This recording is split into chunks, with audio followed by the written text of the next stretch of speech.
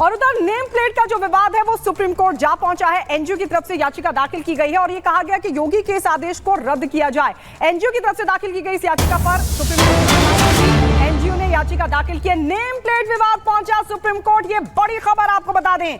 NGO की तरफ से याचिका दाखिल की गई है। याचिका में योगी के आदेश को रद्द करने की मांग की गई है। सुप्रीम कोर्ट आज इस मामले की सुनवाई करेगा।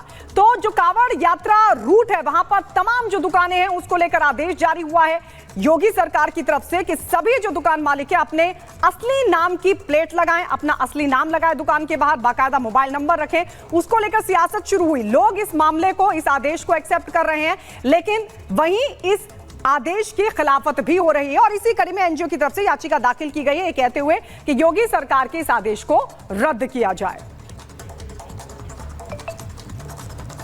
तो योगी सरकार ने कांवड़ यात्रा मार्गों पर पड़ने वाली दुकानों पर मालिकों के नाम और मोबाइल नंबर लिखे जाने का आदेश दिया है। इसे लेकर विवाद शुरू हो गया है। अब यह मामला सुप्रीम कोर्ट जा पहुंचा है। एनजीओ सिविल राइट्स ने याचिका दाखिल कर आदेश को रद्द करने की मांग उठाई है। यह पूरा मामला क्या है, याचिका में क्या कुछ कहा गया है और क्यों योगी सरकार के इस आदेश को रद्द करने की मांग उठाई है याचिका के जरिए, इस रिपोर्ट में आपको दिखाते हैं।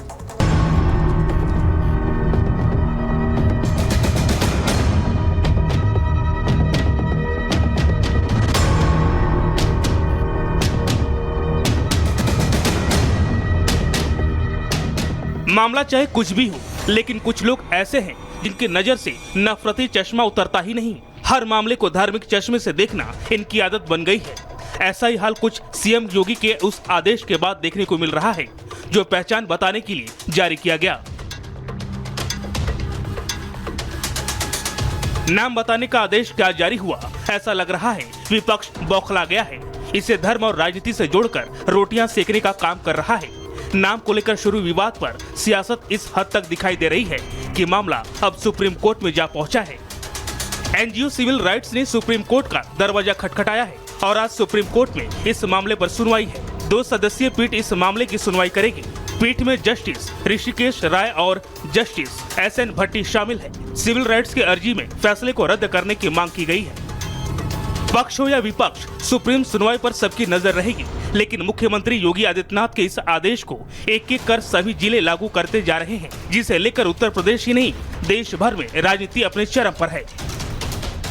ये अनप्रेसिडेंटेड है और ये सिर्फ इसलिए क्योंकि ये सरकार सीधे सीधे मुसलमानों को टारगेट कर रही है। कोई मुसलमान दुकान न लगाए, मंशा यही था और यही है।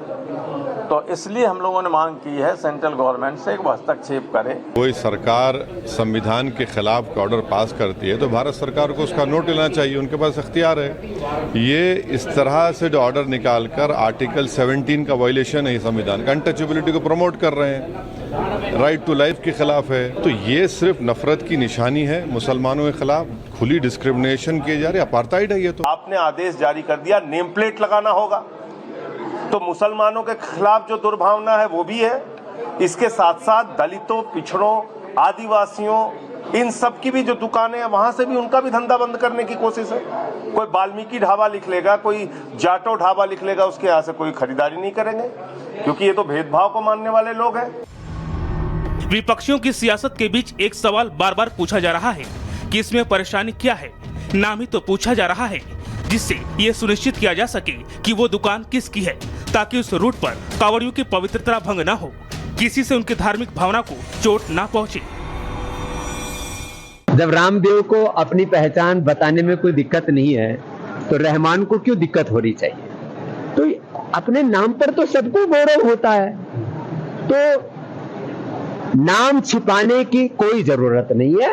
अपने कार्य को शुद्धता और प्रामाणिकता से करने की आवश्यकता है। ये नियम बहुत जरूरी है। कांवड़िया जो लोग हैं उनके व्रत का, उनके नियम का पालन रहे, उनके आहार का शुद्धिकरण। वेद कहते हैं आहार शुद्ध हो, आहार शुद्ध होगा तो पूजा लगेगी। इसके लिए बहुत ज्यादा जरूरी है। और जो लोग इस पर राजनीति कर रहे हैं उनसे हमारा आग्रह है, आप भारत में राजनीति कर रहे हैं, आप हिंदुओं के खिलाफ मत बोलिए। यहाँ पर अपनी दुकान के बाहर नेम प्लेट जरूर लगाएं ताकि ये पता लगे कि राम वाले कौन है और रहमान वाले कौन है। हमें ना राम से दिक्कत है, ना रहमान से दिक्कत है, हमें कानूनियों से दिक्कत है।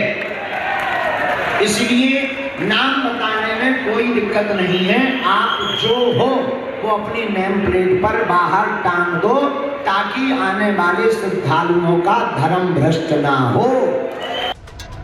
यूपी सरकार के इस फैसले पर विपक्ष जमकर सियासत कर रहा है और मामला सुप्रीम कोर्ट में जा पहुंचा है, जबकि यह कोई पहली बार नहीं जब योगी सरकार ने कांवड़ियों की सुरक्षा के लिए कोई कदम उठाया हो।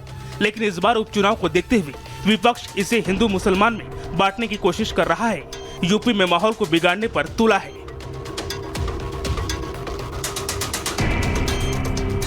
Bureau report, Republic Bharat.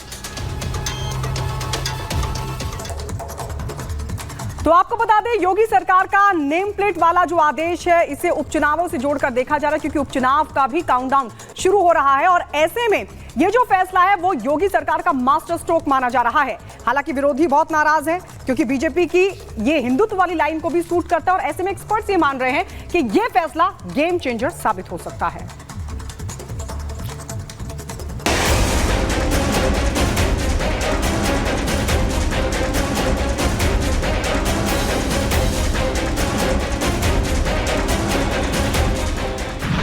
Uttar Pradesh में उपचुनाव की तारीखों का काउंटडाउन चल रहा है। इस बीच योगी ने ऐसा मास्टर स्ट्रोक मार दिया जिससे विपक्ष चारों खाने चित होता दिख रहा है। कांवड़ यात्रा के रूट की दुकानों पर नामकरण का फैसला उपचुनाव से पहले गेम चेंजर साबित हो सकता है, क्योंकि ये सीधे तौर पर बीजेपी की हिंदुत्व वाली लाइन को सूट करता है। तभी तो विरोधियों की नाराजगी के बावजूद लोग योगी के फैसले के साथ खड़े हैं।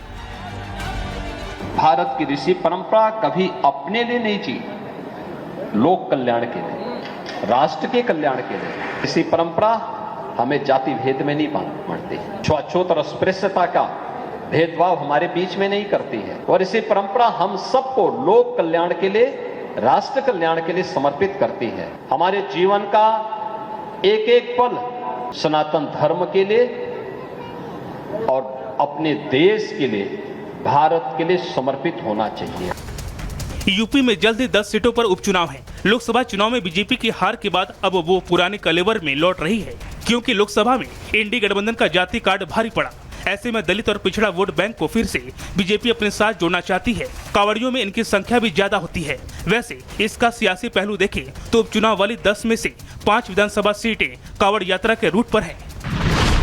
इनमें मीरापुर, कुंदर की खैर, गाजियाबाद, करहल शामिल है। तो क्या योगी का यह फैसला परिणाम बदल देगा? ये बड़ा सवाल है। लेकिन योगी सरकार ने हाल ही में अकबर नगर को सौमित्र वन बना दिया है। पंत नगर में बुलडोजर एक्शन रोक दिया और अब कांवड़ रूट पर दुकानों के आगे नाम के तख्ते टांगने का फरमान सुनाया।